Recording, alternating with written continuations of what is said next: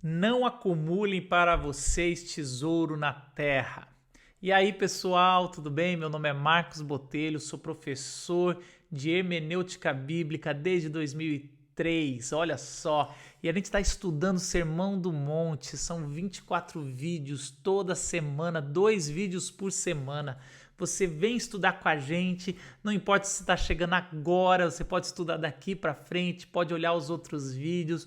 O importante é você sempre comentar aqui embaixo, curtir, assinar o nosso canal e estar com a gente andando. Você pode acompanhar aqui no canal do YouTube ou num canal especial que tem um link aqui embaixo. Lá eu vou estar acompanhando vocês, respondendo perguntas individualmente e também de forma coletiva, e lá vai ter um certificado. Os 2 lugares são de forma gratuita, você pode escolher, mas lá é mais pessoal. Nós estamos entrando em Mateus 6, versículo 19 a 24. Jesus está falando sobre as riquezas. Então, se você ainda não leu esse texto, vai lá ler e aí daí você volta para ver as considerações com a gente, o que o Espírito Santo está falando através do seu texto, da sua Bíblia Sagrada. Vamos estudar a palavra? Jesus, nesse trecho, vai falar de 3 metáforas para falar sobre a riqueza da terra, ou aonde você está gastando o seu tempo, acumulando coisas. Ele primeiro vai dar um foco no que você está gastando no dia de hoje, ou nessa semana, ou nesse mês. Lembrando que naquela época os trabalhadores ganhavam no final do dia. Então, o que você está fazendo com o que você está ganhando agora, né? Então ele vai falar a figura do tesouro, né? Desse dinheiro que você ganha, onde você está colocando, guardando, né? Acumulando, onde você está depositando o que você ganha.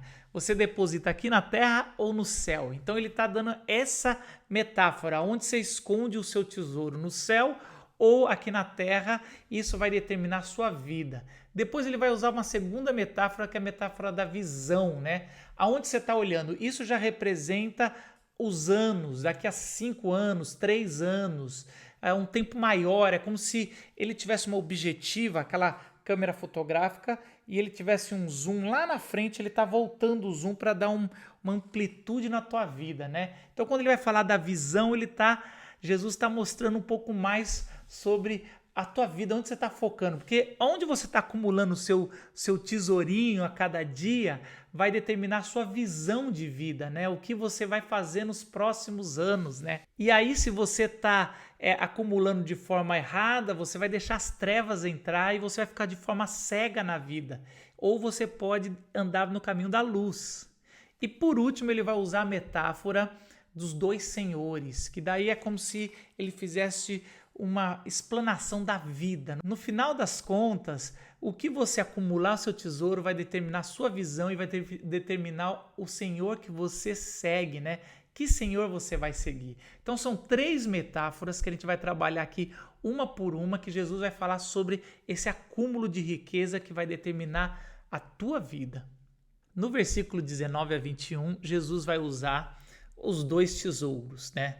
Então ele está falando do tesouro que a gente está depositando aqui na terra, aonde o ladrão pode roubar, aonde a traça pode corroer, o rato vai roer, então a gente pode perder, alguma coisa pode acontecer.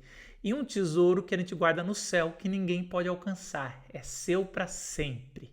Então existem esses 2 paralelos que a gente pode fazer na vida, e Jesus está dizendo, como é que você pode receber no final do dia, né? Talvez você pense assim, como é que eu posso receber no final do dia e guardar no céu alguma coisa? Então, a primeira coisa que eu preciso falar para você é o que Jesus não está falando. O que Jesus não está falando, ele não está proibindo, por exemplo, a propriedade privada, ele não está proibindo negócios lucrativos, ele não está proibindo a poupança. Quando eu era muito novo, eu pensava, será que Jesus está proibindo a poupança? Ele não está fazendo esse tipo de proibição, porque a Bíblia vai mostrar várias vezes, aliás, Jesus vai contar parábolas de pessoas que foram à guerra e não se prepararam, e isso mostrou que ele era imprudente, ou pessoas que não fizeram a sua parte no que tinham que fazer, né? Provérbios vai dizer o seguinte, 6:6, observe a formiga, preguiçoso, reflita nos caminhos dela e seja sábio. Então, Jesus não está proibindo a poupança, você pensar, ter alguma coisa para poder prevenir na sua velhice, uma aposentadoria, ou algo para você poder comer no outro mês. Isso não é isso que Jesus está falando. Jesus está falando sobre pessoas sovinas, pessoas acumuladoras, pessoas que eram materialistas, pessoas que gostavam de cada vez ter mais, as pessoas que não pensavam nos outros, que pensavam só em si mesmas e queriam cada vez mais ter mais às custas dos outros. É isso que Jesus está falando. E Jesus falando sobre esses gananciosos egoístas, ele vai usar essa palavra ferrugem, né? Brases, que quer dizer que dá para comer. Lembrando que naquela época tinha muito rato que ia comendo as roupas, as comidas e não tinha como guardar as coisas por muito tempo. O nosso coração sempre vai seguir aonde está o nosso tesouro, né? Aonde a gente está suando a camisa, o que a gente está correndo atrás. A Bíblia fala isso, né? A gente não corre atrás aonde está o nosso coração. Nosso coração segue o que a gente corre atrás, né? Onde está o nosso tesouro, né? É o contrário à lógica aqui. Então a gente pensa assim, não, vou colocar o meu tesouro onde está o meu coração. Não, o coração vai aonde está o seu tesouro. Então você coloca o tesouro no céu e aí o teu coração vai em direção ao céu. Então o que é investir o tesouro no céu? O que é colocar o seu tesouro no céu? Eu acredito que Paulo definiu muito bem lá em 1 Coríntios 13, o que eram as coisas que permaneciam para sempre, né? Você lembra? O aumento da fé, da esperança e da caridade, pois todas elas, segundo Paulo, permanecem. Segundo Paulo, tem 3 coisas que a gente pode fazer para acumular tesouro no céu. A primeira é conhecer mais a Deus. Toda vez que você gasta tempo e dinheiro, recurso, para conhecer mais a Deus, para estar mais próximo de Deus, você está acumulando tesouro no céu. É o que você está fazendo agora aqui, é o que eu estou fazendo aqui. Toda vez que a gente gasta tempo com a palavra de Deus, toda vez que a gente gasta tempo com Deus e investindo nesse relacionamento eterno, isso vai durar. Isso é tesouro no céu. E é isso que Paulo fala que não vai passar e é o que Jesus está falando que vai permanecer para sempre. A segunda coisa é que toda vez que a gente gasta em oração e testemunho, é o compartilhar da palavra de Jesus, o testemunho de Jesus, o compartilhar do evangelho com outras pessoas. Missões. Falar de Jesus é investir no reino do céu. Toda vez que a gente fala de Jesus, compartilha do evangelho, das boas novas, faz missões, seja ela no seu trabalho, na tua casa ou em outro país, em outro lugar, onde estiver, nós estamos investindo no reino de Deus e na sua justiça, então estamos colocando tesouro no céu. E por último, é usar o seu recurso financeiro na caridade aonde Deus colocaria o seu dinheiro. Então, é usar o recurso financeiro que você tem nas coisas de Deus. E aí, literalmente, é ofertar. Ofertar para pessoas que precisam ou ofertar para instituições como igrejas ou instituições missionárias. E isso também é investir no reino de Deus, porque você está investindo no avanço da justiça e do evangelho. Então são 3 movimentos que você o tempo todo está acumulando tesouro no céu e não aqui na terra onde o ladrão pode roubar, a traça vai corroer. Toda vez que você estiver investindo no seu conhecimento de Deus, no seu relacionamento com Deus, toda vez que você estiver investindo em anunciar as boas novas e toda vez que você estiver colocando os seus recursos financeiros em missões, nas causas cristãs, você está acumulando tesouro no céu. No versículo 22 e 23, Jesus vai falar que os olhos é a candeia do corpo, é a luz que traz é a entrada de luz, é a janela, né, que traz toda a luz para o corpo. E ele está trazendo essa metáfora para trazer claro o que vai ser de você se entrar às trevas, quão terrível treva. Então ele está fazendo um paralelo claro com uma pessoa que ficou cega repentinamente.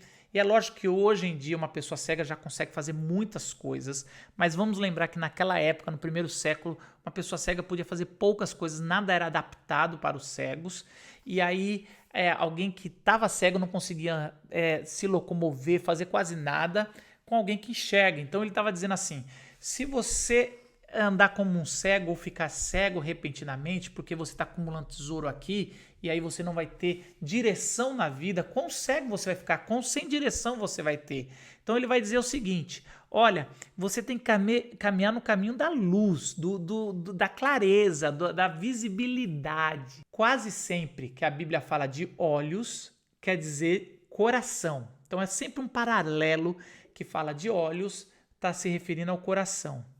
Por exemplo, em Salmo 119, ele vai dizer o seguinte, no versículo 10 o salmista fala assim, de todo o coração te busquei, não me deixes fugir aos teus mandamentos. E depois no versículo 18, desvenda os meus olhos para que eu contemple as maravilhas da tua lei.